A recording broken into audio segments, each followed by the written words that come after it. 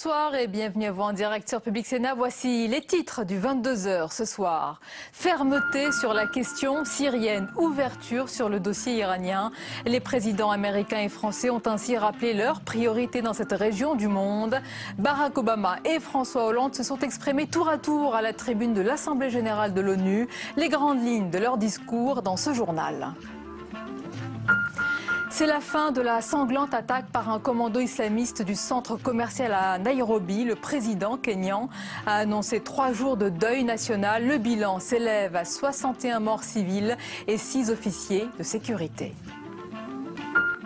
En France, Jean-Marc Ayrault assume les hausses d'impôts face au mécontentement des Français et à l'inquiétude de son propre camp. Le Premier ministre a voulu lever les doutes sur sa politique au terme des journées parlementaires du PS. Mais pour quel résultat? L'analyse politique de Perrine Tarnaud à suivre.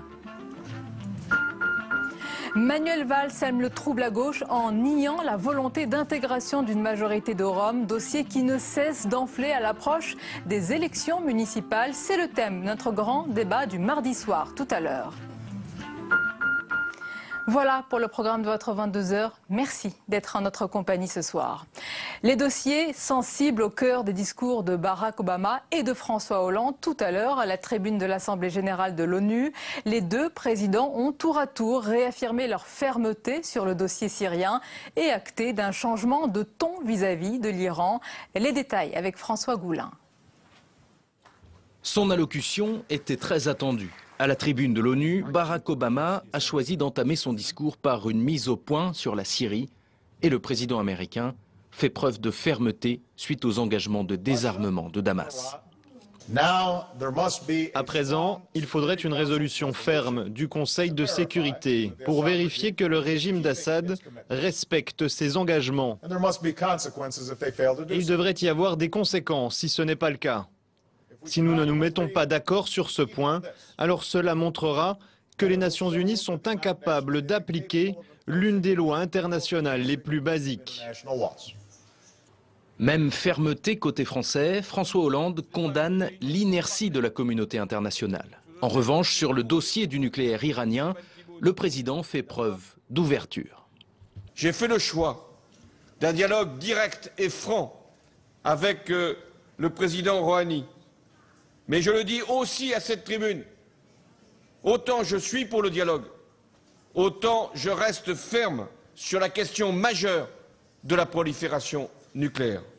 Le dialogue pourrait reprendre en octobre à Genève. En attendant, François Hollande devait dans l'après-midi rencontrer le président iranien Hassan Rouhani, une rencontre inédite à ce niveau depuis 2005. Et c'est la seule différence notable avec le président américain, pour qui aucune rencontre avec le président iranien n'est encore prévue à l'agenda. Et justement, c'est confirmé, on l'apprend à l'instant, François Hollande qui s'est donc entretenu avec le président iranien Hassan Rouhani. Les deux chefs d'État, flanqués de drapeaux iraniens, français et européens, ont échangé une poignée de main avant de s'engouffrer dans le bureau de la délégation française à New York tout à l'heure. Et avant cela, le président français a accordé une interview à CNN à la journaliste Christiane Amanpour. Il a été beaucoup question au cours de l'entretien de la Syrie et de la diplomatie française. Voilà ce que l'on pouvait dire sur ce sujet. Dans l'actualité, devant les parlementaires socialistes réunis à Bordeaux, le Premier ministre s'est livré aujourd'hui à un plaidoyer pour défendre la politique de son gouvernement et assumer les hausses d'impôts, exercice délicat compte tenu du mécontentement des Français à ce sujet et de l'inquiétude de son propre camp. Jean-Marc Ayrault a donc développé tout un argumentaire pour défendre et expliquer l'impôt. Dans un instant, l'analyse politique sur ce sujet de Perrine Tarnaud. Mais d'abord, les faits, c'est avec Jérôme Rabier. Ils sont venus pour préparer tous les dossiers de la rentrée, mais c'est le budget à venir qui préoccupe les parlementaires de la majorité. À la veille de l'annonce du projet de loi de finances en Conseil des ministres, la conjoncture s'impose aux élus. Évidemment, c'est un budget qui est un budget dit de sérieux budgétaire, un budget de rigueur, et qui est un budget qui est effectivement difficile à accepter pour toutes celles et ceux qui espéraient que la gauche revenue au pouvoir puisse ouvrir les vannes. Peu de marge de manœuvre donc. Pourtant, certains élus aimeraient rééquilibrer le budget en faveur du pouvoir d'achat, sans pour autant heurter la ligne gouvernementale. Les parlementaires veulent effectivement avoir leur mot à dire et vont faire remonter un certain nombre de situations. Mais je le répète, ça doit être d'abord un budget orienté vers l'emploi Et c'est la meilleure façon de défendre le pouvoir d'achat, notamment pour ceux qui n'ont pas d'emploi. Alors que les pétitions pour baisser la pression fiscale se multiplient à gauche, d'autres élus plaident pour maintenir le cap de réduction des déficits. La France a aujourd'hui une situation sur le plan social qui n'est pas la pire en Europe. Et c'est vrai que le pouvoir d'achat, il faut veiller à ce qu'il ne soit pas dégradé pour nos concitoyens. Mais la France va mal. La France va mal dans ses comptes puisqu'on a hérité d'une situation catastrophique. À 6 mois des élections municipales, tout le monde s'inquiète de l'impact des choix budgétaires à venir, ce qui promet des débats animés au Parlement quand le texte y sera discuté. Et sur ce sujet, pour l'analyse politique, on reçoit Perrine Tarnaud. Bonsoir Perrine. Bonsoir Sonia. Alors c'était un peu l'opération explication sur la politique fiscale aujourd'hui. Oui, il y a eu un petit changement de ton sur cette question de la fiscalité, un léger glissement sémantique. Il n'était plus question de ras-le-bol fiscal, mais c'était plutôt une opération réhabilitation de l'impôt juste et efficace. Je m'explique.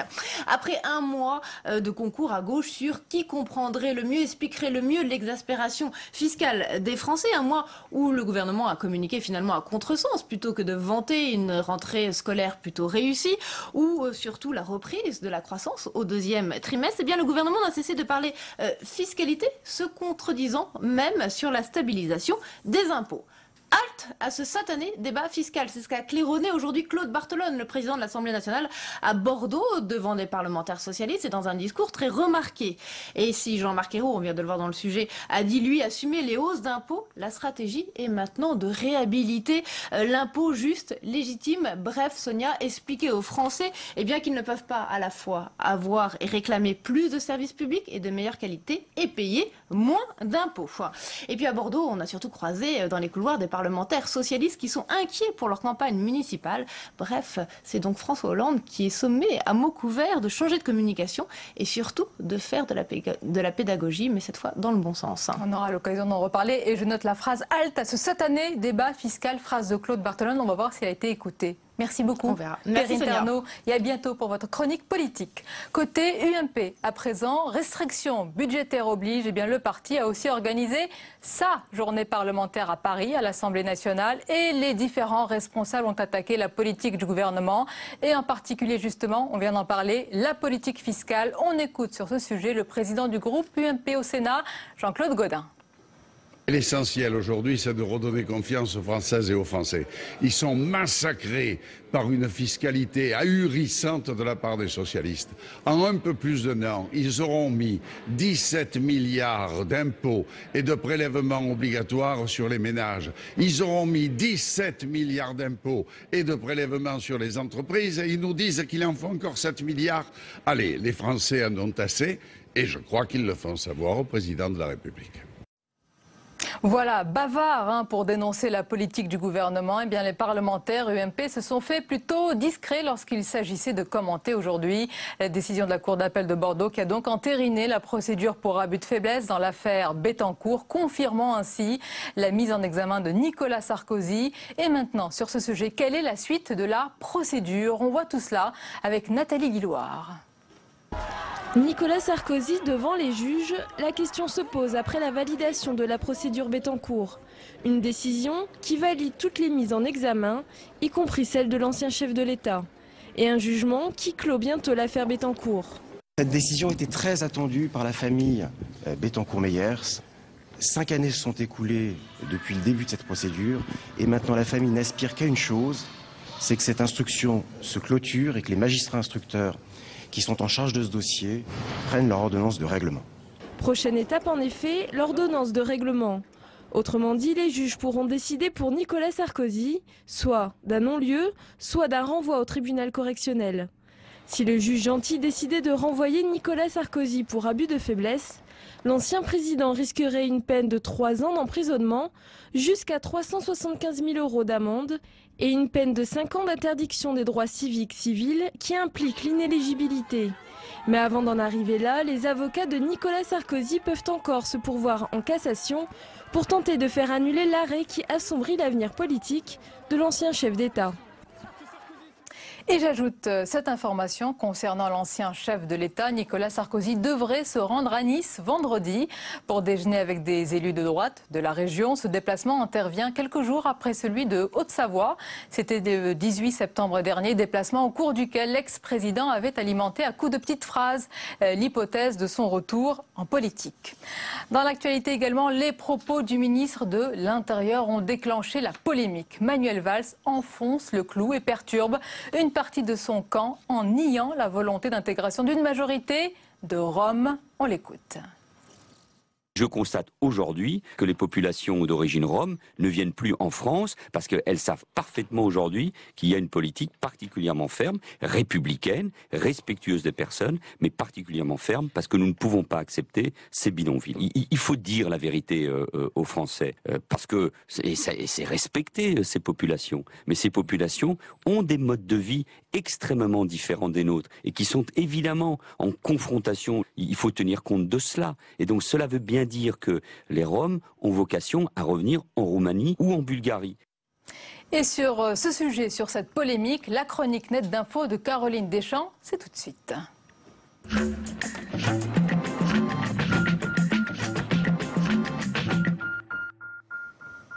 Bonsoir Caroline. Bonsoir Sonia. Alors les propos de Manuel Valls ont déclenché la polémique et affolé les réseaux sociaux. Twitter en surchauffe, le mot Rome était en effet l'un des sujets les plus discutés aujourd'hui sur le réseau social.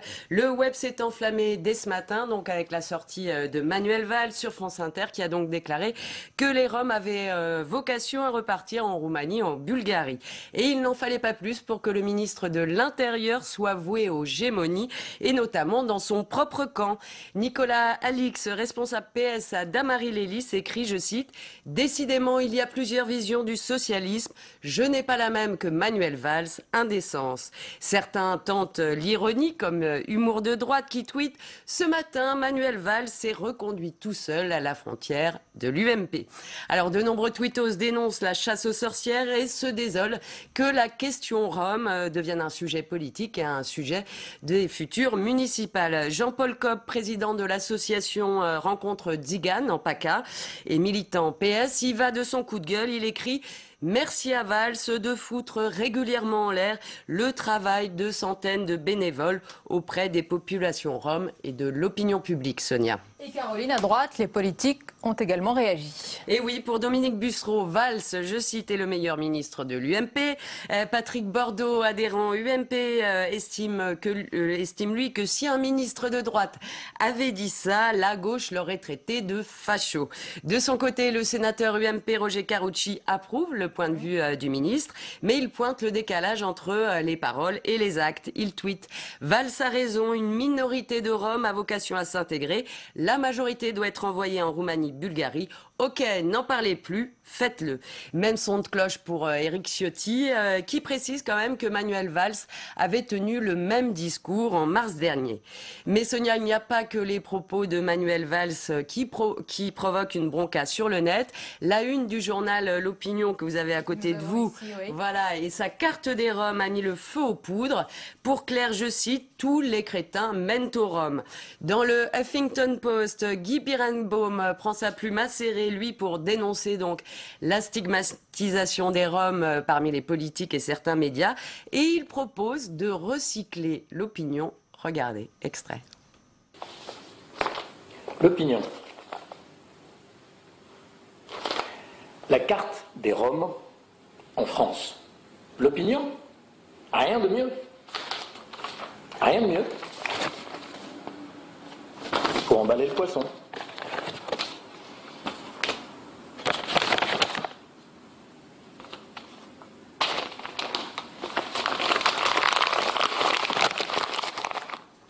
On espère que le poisson est frais.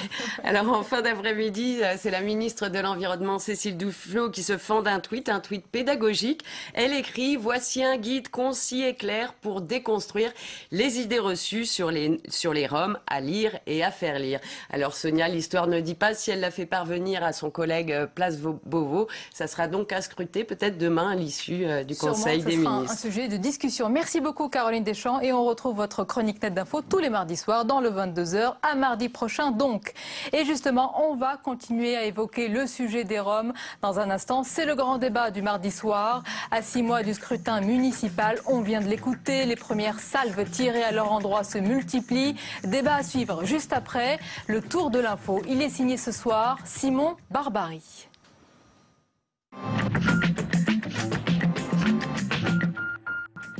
On l'a appris il y a quelques heures, le président kényan confirme la fin du siège du Westgate à Nairobi. Mesdames et messieurs, comme je l'avais espéré dans mes précédentes interventions, nous avons vaincu et humilié les assaillants. 67 personnes, dont 61 civils, ont trouvé la mort dans la prise d'otage du centre commercial. 5 terroristes liés à la mouvance islamiste Shebab ont été tués par balle. Un bilan pour l'instant provisoire. Le Kenya observera 3 jours de deuil national à partir de demain. En République centrafricaine, l'ordre public s'est effondré. Des millions de personnes sont coupées de toute assistance et risquent d'être victimes d'exactions. Lors de son discours d'ouverture de l'Assemblée générale de l'ONU, Ban Ki-moon ne cache pas son inquiétude sur la situation très critique en Centrafrique. L'anarchie règne dans le pays depuis la prise de pouvoir en avril dernier de Michel Djotodia, autoproclamé président. Ses partisans, les rebelles de la Seleka, ont multiplié les pillages et les exécutions sommaires. 1,5 million de Centrafricains ont besoin d'une aide humanitaire d'urgence. Demain, une réponse internationale sera discutée lors d'une réunion ministérielle en marge de l'Assemblée générale des Nations unies. Quel avenir pour le Sénat? La question est posée par Jean-Pierre Bel. Après le vote sur le non-cumul, le président du Sénat plaide pour un nouveau bicamérisme. Je souhaite un bicamérisme rénové, qui renforce le pouvoir de nos assemblées, qui leur donne le même rôle, les mêmes compétences, une compétence législative générale, qui permette au Sénat, par exemple, d'avoir une vision prospective, à long terme, parce qu'il serait détaché de la dictature de l'immédiateté. Une vision à l'opposé de celle défendue par Gérard Collomb, le sénateur maire socialiste de Lyon, qui propose un Sénat composé uniquement de présidents d'exécutifs locaux. Voter aux élections locales dès l'âge de 16 ans, un projet de réforme sur le statut de prémajorité est à l'étude. La ministre de la Famille, Dominique Bertinotti, a indiqué aujourd'hui réfléchir à une ouverture du droit de vote aux élections locales pour les 16-18 ans. Cette réforme éventuelle exclut pour le moment le vote au niveau national. Le statut de prémajorité pourrait intégrer le projet de loi famille présenté en Conseil des ministres en fin d'année. Le dessin du jour est l'œuvre du caricaturiste Na sur le site internet Agoravox, une illustration du maintien de la mise en examen de Nicolas Sarkozy dans l'affaire Bettencourt, un caillou dans sa chaussure sur la route de 2017.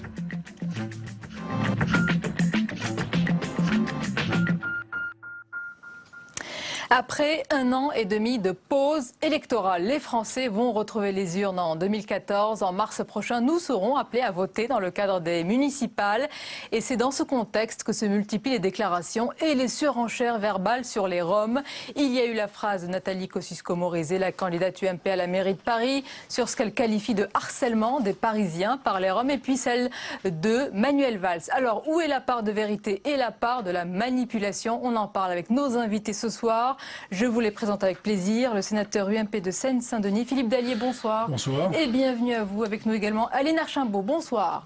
Sénatrice Europe Écologie Les Verts. En notre compagnie également Jérôme Sainte-Marie, bonsoir. Bonsoir. Vous êtes le tout nouveau fondateur de l'Institut de sondage Polling Vox. Merci d'être avec nous. Saïd Mirmil, bonsoir. Bonsoir. Et bienvenue. Vous êtes le président de l'association La Voix des Roms. Et ma première question s'adresse à vous. D'abord, votre réaction après les propos de Manuel Valls.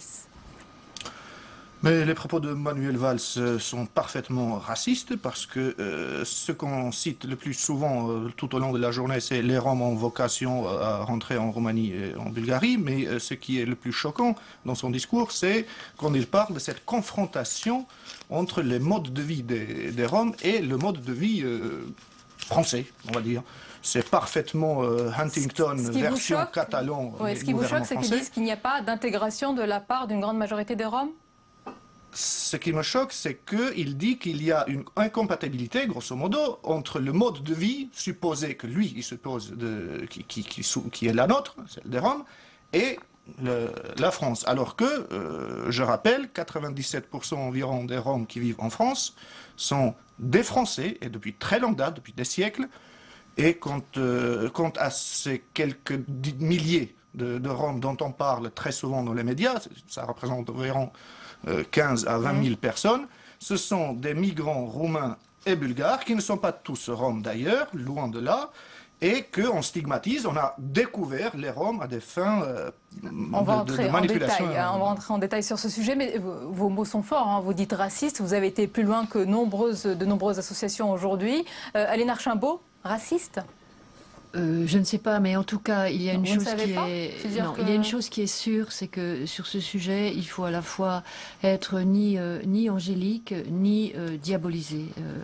À 6 mois des municipales, le débat dérape.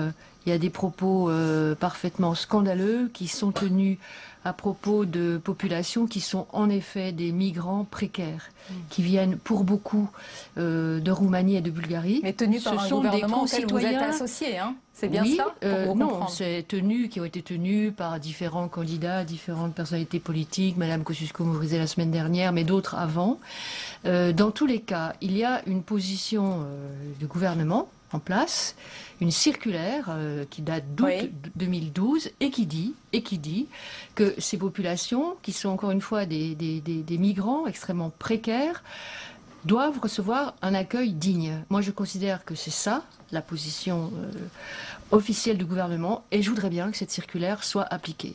Et qu'on cesse de tenir des propos parfaitement déplacés. Notre pays a une tradition... dans cette circulaire, parce que digne, c'est très large. Oui, c'est très large, mais quand même, il y a des choses à faire, et là, les choses s'emballent, les discours s'emballent. En effet, il y a surenchère. C'est pas possible. Il faut absolument qu'on réagisse. Dramatisation volontaire d'une situation ou manipulation politicienne. Depuis déjà plusieurs semaines. Ça va peut-être paraître paradoxal à un certain nombre, mais je vais défendre le ministre de l'Intérieur. Le traité de raciste, comme vous l'avez fait sur les propos qu'il a eus, je trouve que c'est plus qu'au-delà de la limite. C'est plus que vous ne partagiez pas... Si je vous dis, monsieur, que la culture juive est incompatible avec la République, est-ce que vous trouveriez ça antisémite? Moi, oui. Je pense que... il n'y a rien de pire dans une démocratie, dans notre démocratie, de faire semblant qu'il n'y a pas de problème. Il n'y a rien de pire que ça. Oui. Parce que nos concitoyens, vous savez ce qu'ils font lors des élections, ils disent les politiques ne veulent rien voir, rien comprendre et ne rien faire, on va voter aux extrêmes. Ça, tout le monde le sent en ce moment, à droite et à gauche. Tout le monde s'en inquiète. Les élections européennes qui viennent l'an prochain, tout le monde se demande, à droite comme à gauche, si le Front National ne sera pas en tête.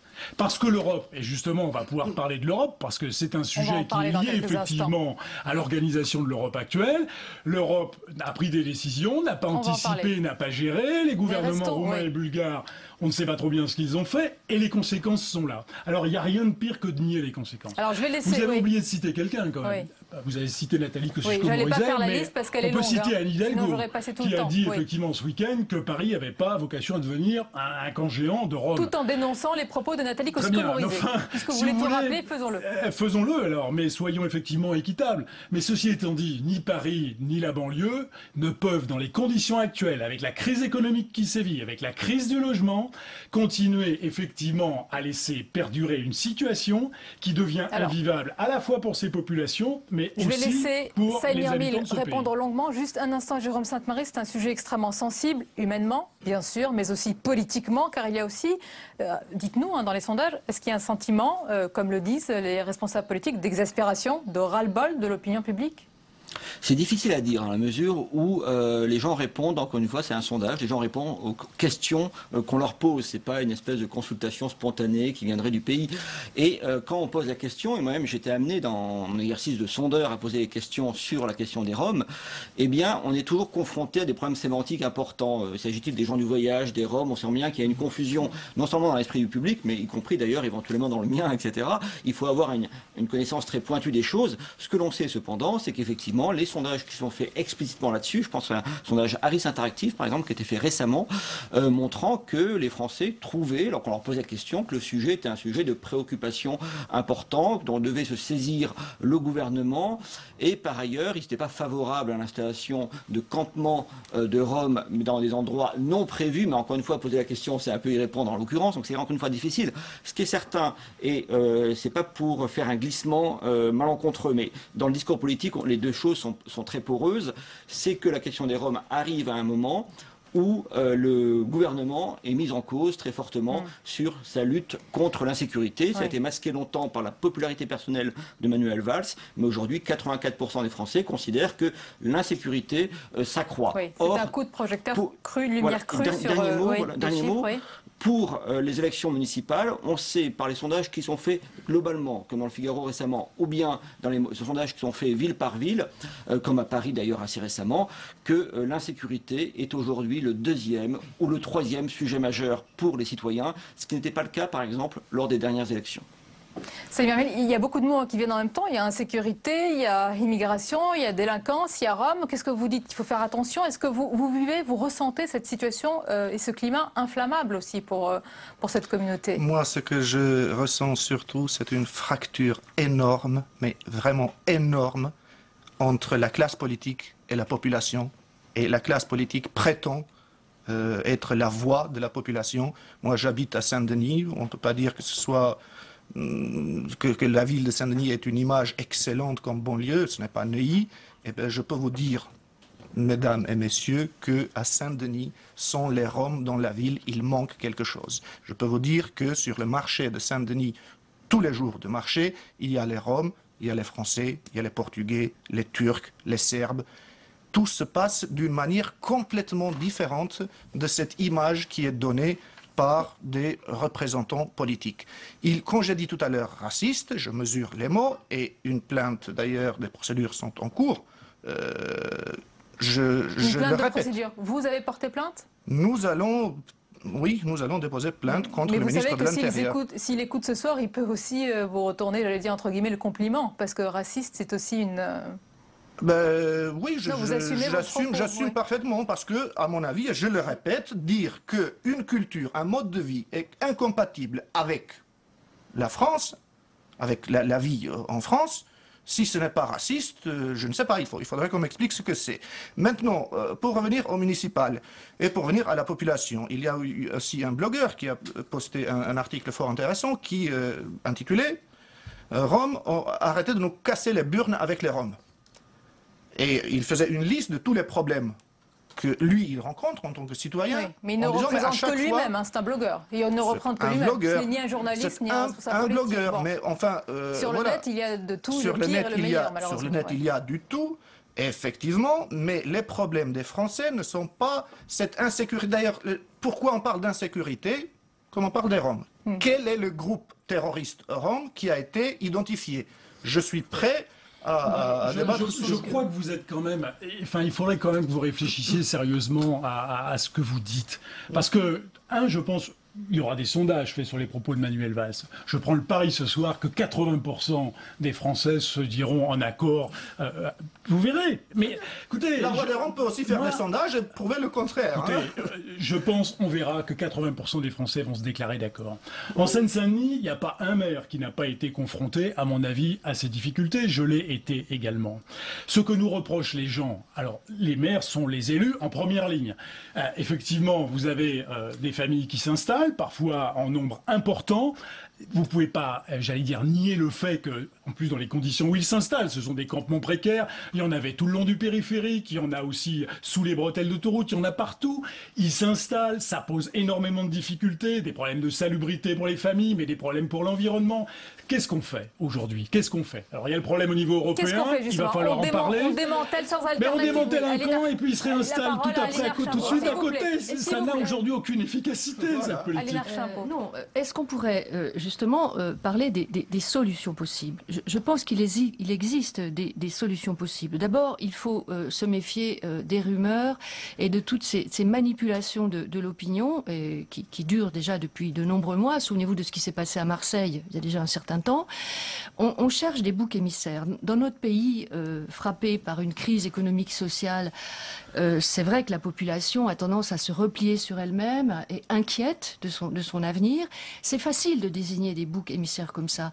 La vérité, c'est que les populations qu'on appelle Roms, celles qui sont montrées du doigt, stigmatisées d'une façon scandaleuse, ces gens-là, ils sont environ 20 000 en France. Oui, c'est ça la vérité. Ils sont environ 20 000. D'autre part, il y a un autre préjugé qui circule, qui est un préjugé de type culturaliste, qui est que ces personnes ne voudraient pas, dans leur grande majorité, ni s'intégrer, ni envoyer leurs enfants à l'école. C'est absolument faux.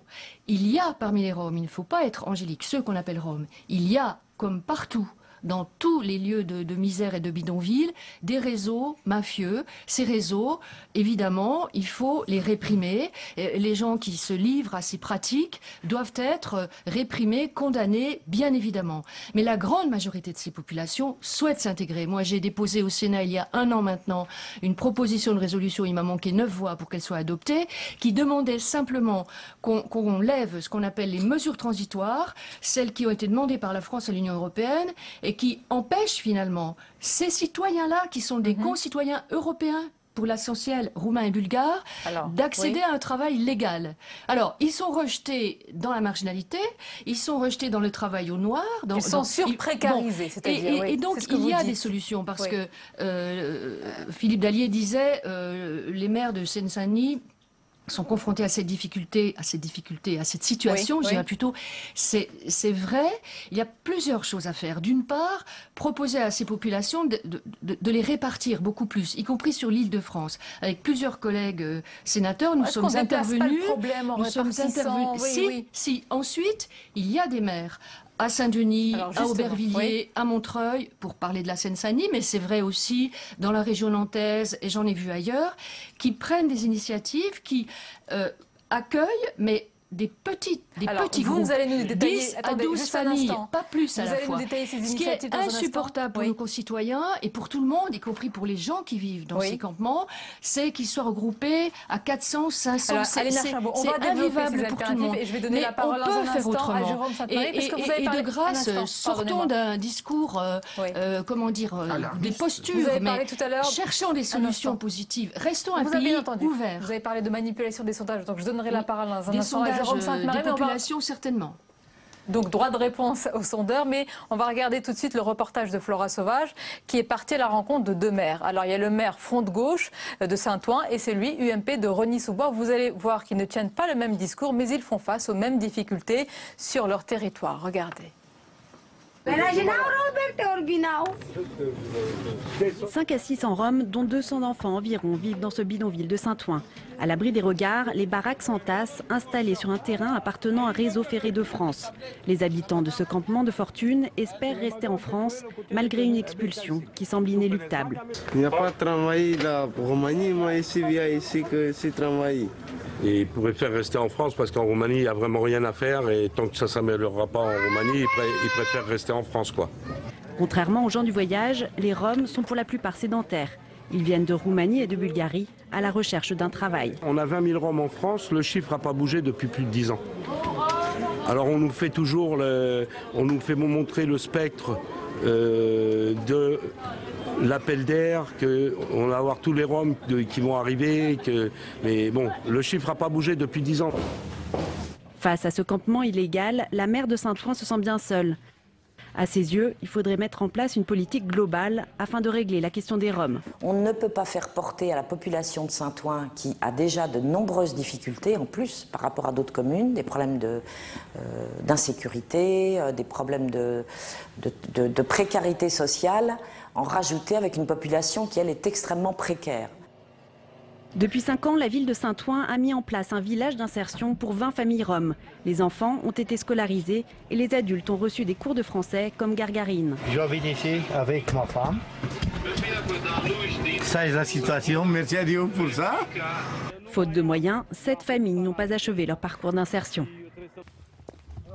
À Rosny-sous-Bois, le campement illégal du plateau d'Avron a été évacué en juillet dernier. Une centaine de Roms s'étaient installés sur cette ancienne carrière de gypse. Celui-là était particulier parce qu'une fois qu'ils étaient à l'intérieur, personne ne les voyait. Et donc, les habitants, ils se sont aperçus lorsqu'il y a eu une augmentation énorme de cambriolage. Depuis, la police municipale fait une patrouille quotidienne pour vérifier que d'autres Roms ne s'installent pas de manière illégale. En cas de problème, on fait le nécessaire, donc on fait une main courante tous les jours qui permet d'engager une procédure d'expulsion dans les 24 heures. Depuis l'évacuation du camp, 15 tonnes de déchets ont été ramassés, un coût non négligeable pour la commune. Le total, avec le démantèlement du camp, c'est entre 200 et 300 000 euros. À l'approche des élections municipales, les campements de Roms deviennent un véritable casse-tête pour certains maires. Et partout, le constat est le même, la solution doit être trouvée au niveau européen. Voilà pour ce reportage. Alors Samir Mil, vous l'avez regardé et suivi attentivement. Vous avez entendu le discours du maire Front de Gauche et UMP qui finalement se rapprochent sur leurs difficultés communes. Il paraît que c'est très mauvais de dire tous pourris, donc je ne dirai pas tous pourris, je ne le pense pas d'ailleurs. Ce que je pense, c'est qu'il y a un problème dans la classe politique française dans son ensemble, qui est celui de l'antiziganisme et qui traverse l'ensemble, à peu près au moins l'ensemble de la classe politique française, en tout cas les partis de gouvernement. Donc que ce soit Parti Socialiste, UMP, voire souvent des élus du Front de Gauche, comme on vient de voir, ça, il y a quelque chose de commun. Vous l'avez entendu, elle parle de difficultés, elle n'a pas d'un sentiment anti quoi que ce soit, semble-t-il, cette mère. Ah bon, vous décelez autre chose? Vous savez, moi je ne suis pas curé, donc les sentiments des gens, ce n'est pas ça qui m'intéresse. Là, il y a des images de personnes que je connais personnellement, de ce village d'insertion qui a été créé en 2008. Donc la ville a délégué la gestion de la vie de 19 familles à l'association Logement Jeune, donc qui est une association d'insertion sociale. Et le 16 juillet dernier, ils étaient censés partir parce qu'il n'y avait plus de subventions publiques pour cette association-là. D'accord. Alors que l'ensemble de ces 19 familles, sur 19 familles, il n'y a eu que 4 qui... Et on les précarise, y compris avec du faux accompagnement social. Quand le maire de Rosny-sous-Bois dit que ça coûte entre 200 000 et 300 000 euros de faire virer une cinquantaine de personnes, ils étaient à Rosny-sous-Bois, quand ça coûte 200-300 000 euros de faire des expulsions de ce genre-là, et qui ne résolvent absolument rien, alors ces 200-300 000 euros, mettons-les dans d'autres choses. Je vous propose, messieurs, madame, donc d'évoluer à présent sur notre débat et de parler, vous l'avez évoqué tout à l'heure, de la question européenne, parce qu'elle est centrale à l'approche justement des élections européennes. Il y a une question qui s'oppose, faut-il, et le président de l'UMP, on va l'écouter d'ailleurs, il la pose, il interpelle le chef de l'État sur les pays d'origine des Roms et les frontières. On écoute Jean-François Copé.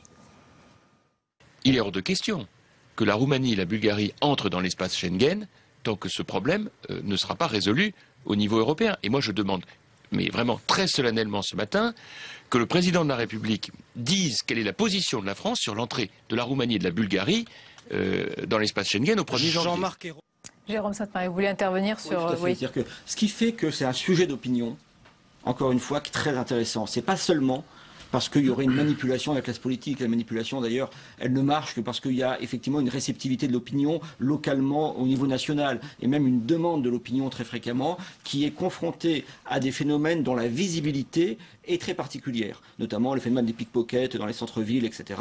Il y a eu une grève des agents du Louvre par rapport à ce problème-là. Ils n'ont pas été manipulés par le PS ou par l'UMP, c'est pas le sujet. Donc il y a bien eu une visibilité très particulière de cette question-là, qui n'existait pas, et ce qui cristallise beaucoup de choses. Et ce qui rend le phénomène assez explosif, et pour le coup assez difficile à manier par la classe politique de gauche comme de droite, c'est que d'une part, c'est quelque chose qui est agité depuis longtemps. On se souvient du discours de Grenoble de Nicolas Sarkozy en 2010, qui pose un problème et qui apparemment le problème n'a pas été résolu quelques années plus tard. Donc déjà l'opinion ne comprend pas. Et par ailleurs, derrière cette question-là, se pose aux yeux des gens, à tort ou à raison, la question qui les préoccupe peut-être le plus sur la question européenne, qui explique largement l'échec du référendum, en tout cas le vote non au référendum de 2005, c'est la question d'un élargissement qui leur apparaît non maîtrisé. Et donc il y a un procès qui est fait par l'opinion, pas spécialement aux Roms, mais à la classe politique, en disant comment avez-vous pu voter, enfin nous faire voter un référendum, puis après voter par le Congrès des textes et par toute une série de lois qui fait, enfin de traités européens, qui fait que désormais vous êtes vous-même en situation d'impuissance par rapport à des flux migratoires est-ce que vous êtes d'accord avec que vous dites ne pas Jean-François souhaiter en Copé, plus. de votre propre parti? Il dit qu'il faut d'abord régler la question de la circulation des Roms avant bien de faire entrer dans l'espace Schengen la Roumanie et la Bulgarie. Donc, ce qui est je crois que le le problème est véritablement posé et qu'effectivement il va falloir... Mais la France n'est pas le seul pays européen à se poser la question. Regardez ce qui se passe. Et la question n'est pas spécifiquement une question relative aux Roms. C'est la libre circulation des capitaux et effectivement des hommes et les femmes au sens large. Tout ça, c'est très bien. Si ce n'est qu'on est parti sur les grands principes, super, plus besoin de passeport, plus de contrôle, plus rien du tout. Si ce n'est qu'aujourd'hui, l'Europe, et particulièrement la France, vit une crise économique, une crise du logement qui est très grave, qui touche énormément de citoyens français. Et que la vraie question qui se pose, c'est de savoir quelle est la capacité d'un pays comme le nôtre à accueillir tous ceux qui se sentent mal chez eux. Parce que vous savez... Combien? 5 000 qui cherchent un emploi. Vous savez, non, mais il y a 5 000 qui cherchent un emploi, à peu près. Le chiffre est de 20 000. J'entendais quelqu'un dans le reportage qui disait que c'est le même. Ne travaillent pas. Hein. Mais écoutez, est-ce que vous pouvez simplement juste m'écouter et puis vous répondrez parce que vous traitez les gens de racistes, etc. et vous n'écoutez pas ce que les autres disent. Ça n'est pas bien. Ne faites pas l'avocat de M. Valls. J'ai entendu une personne dans le reportage dire que depuis 10 ans, il n'y avait pas eu d'augmentation de la population. Est-ce que vous croyez qu'il y a un téléspectateur qui croit ce que ce monsieur a dit? Quand vous arrivez à la télévision et vous affirmez des énormités comme celle-là, vous êtes dans la négation absolue du problème. Les électeurs, ne vous inquiétez pas, eux ils entendent bien. Oui, et ils ont l'impression. Vous parlez d'électeurs. Moi je parle d'électeurs et de citoyens français. Ces gens-là qui vivent et qui reçoivent des informations parce qu'ils voient, pas parce que leur montre la télé. Ils ont l'impression qu'on est dans le déni des problèmes. Et ne vous inquiétez pas, ou plutôt inquiétez-vous-en comme je m'en inquiète. Ça ne flatte que le populisme et ça ne fera monter que l'extrême droite. Et ensuite, Saïmir Mil. Nous aurons dans quelques mois des débats aussi sur la construction européenne, l'avenir de l'Europe. Et je ne pense pas qu'on puisse poser ce débat à partir des difficultés qu'on rencontre aujourd'hui sur cette question des Roms.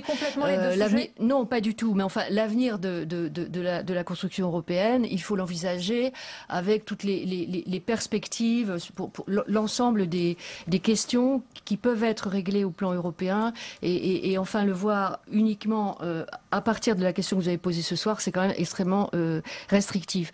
Moi, je réinsiste sur le fait qu'il y a des fantasmes. Comme on ne règle pas le problème. D'abord, il y a un certain nombre d'élus et un certain nombre d'associations dans ce pays qui essaient de monter des dispositifs d'accueil, des petits dispositifs qui peuvent régler le problème. Et dans ces lieux, j'en ai visité dans plusieurs départements de France.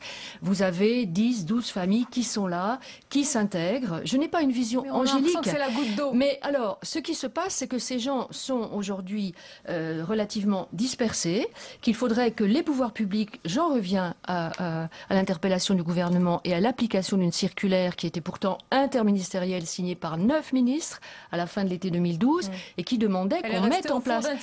Elle n'est pas restée au fond d'un tiroir. Il y a un certain nombre de gens qui les mettent en œuvre. Un délégué interministériel a été nommé, qui est chargé... de Matignon. Oui, j'ai rendu un autre... Non, c'était sur une autre question que j'ai vu le Premier ministre récemment. Mais les préfets ont reçu un certain nombre de consignes et quand c'est appliqué, ça marche. Ce qui ne va pas, ce qui exaspère nos concitoyens, comme le disait Philippe Dallier, c'est les problèmes qui ne sont pas réglés. Parce qu'on chasse les gens d'un terrain qu'ils occupaient en effet illégalement, on déplace le problème, on ne règle rien. Alors, les enfants qu'on avait réussi à scolariser ne le sont plus. Qu'on avait commencé à vacciner, on abandonne tout. Et ça fait peur à tout le monde. Et ça fait peur à tout le monde. Ils sont au centre justement, j'allais dire, du jeu, de la polémique et de tout ce qui va se passer ces derniers mois. Saïmir Mil, pour conclure, sur ce climat justement, qu'est-ce que vous pouvez dire? Je dirais... Je n'ose pas imaginer que feraient tous les candidats au municipal si les Roms n'étaient pas là. Parce que cette réalité Rome qu'on monte en épingle comme ça, ce n'est pas la réalité Rome. Là, la réalité Rome, encore une fois, on est entre 500 000 et 1 200 000 Roms en France, parfaitement intégrés, le mot n'est même pas adéquat, puisque c'est une population qui est présente en France depuis le Moyen-Âge, depuis le 15e siècle. Au début du 15e siècle, il y a eu les premiers Roms en France. Bon, ce serait franchement... C'est un peu triste, mais il faut savoir faire de l'humour. Les Roms sont aussi responsables de Fukushima, pourquoi pas, tant qu'on y est. Puisque si la question des Roms, c'est l'Europe, la construction européenne dépend de juste 15 000 personnes, alors là, c'est mal parti. Merci beaucoup, Samir. Mais merci à tous d'abord pour vos différents points de vue et vos différentes réalités évoquées ce soir. Merci d'avoir été nos invités. On arrive à la fin de ce journal. Merci à vous, surtout de nous avoir suivis. Merci de votre fidélité. Plus généralement, tout de suite l'émission Politique preuve par 3. L'invité, c'est la ministre de la Santé, Marisol Touraine. Belle et douce soirée à vous et à demain avec plaisir.